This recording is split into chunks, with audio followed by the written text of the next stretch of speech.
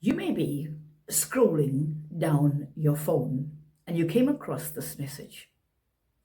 But deep inside of your heart, you may be going through such a perplexing, troubled, and painful time.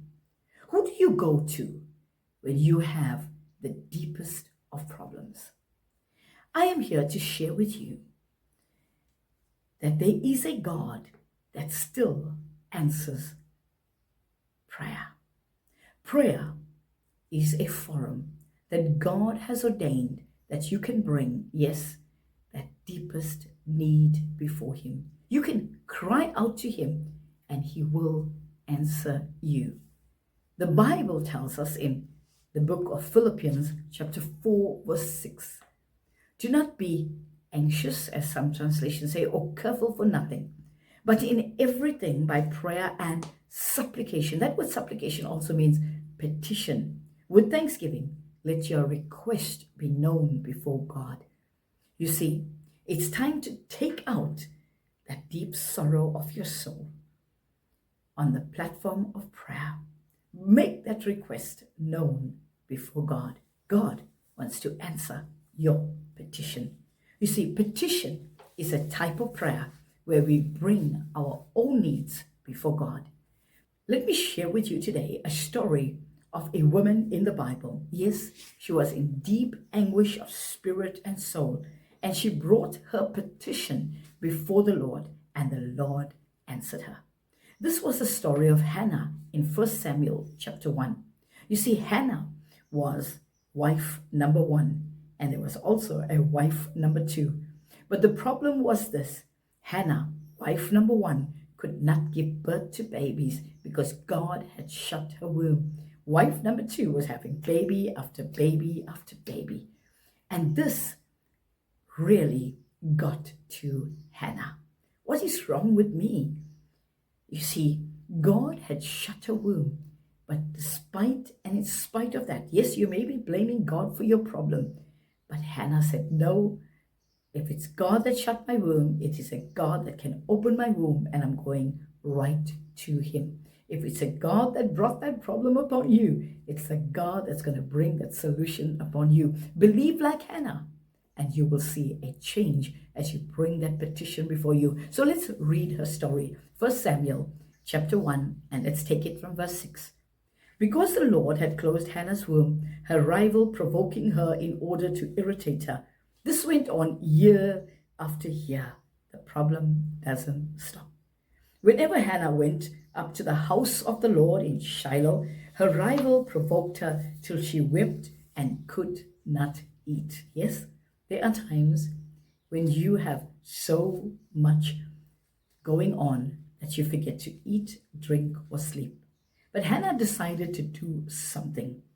She said, I'm here on temple grounds. I'm here where I can bring my petition before the Lord. So her story goes on in verse 9. She decided to do some eating and drinking. Once they had finished eating and drinking in Shiloh, Hannah stood up. It's time to stand up in the place of prayer. Now Eli the priest was sitting by his chair by the doorpost of the Lord's house. In her deep anguish, Hannah prayed to the Lord, weeping bitterly. Now this priest, Eli, he thought she was a drunk woman.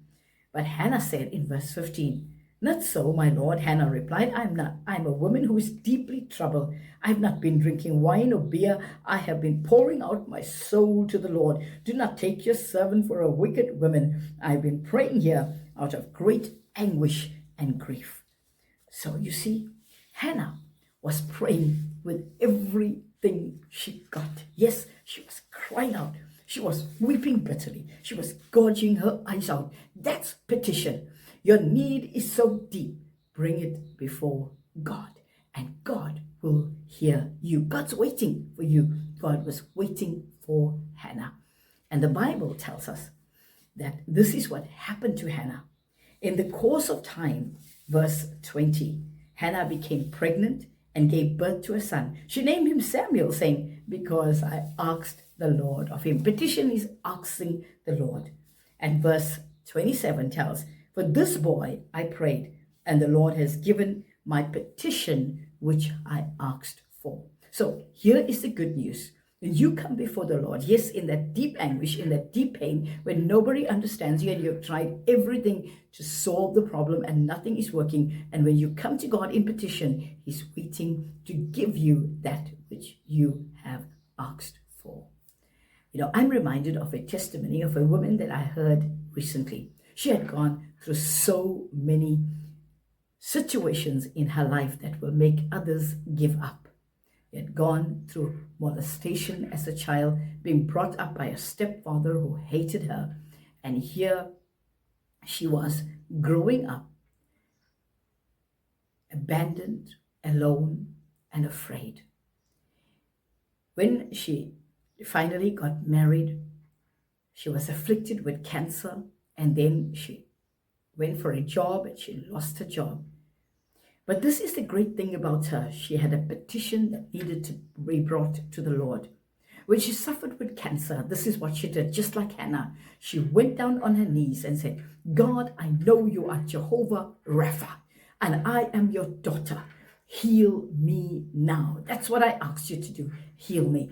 And God healed her of cancer, delivered, powerfully set free.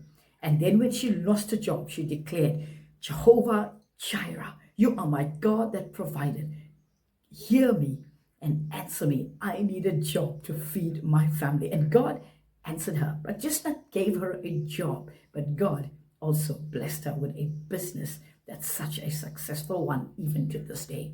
So you see, there's a petition that you need to cry out to God, like Hannah, weeping bitterly in anguish, pouring out your soul before God. God's waiting for you in the place of prayer. That's what petition is all about. So today, in prayer, bring out that need before God. And one thing I know, like Hannah's story and like my friend's story, God will give you that which you have asked for. So join me in the next 5 weeks as we tackle the 5 levels of prayer.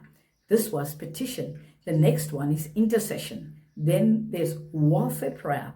Then there is that prayer where you prophetically pray things into your life. And the 5th one, the powerful one, is declaration prayer. So I pray today that as you bring your needs before God in the petition prayer, God will give you everything that you have asked for.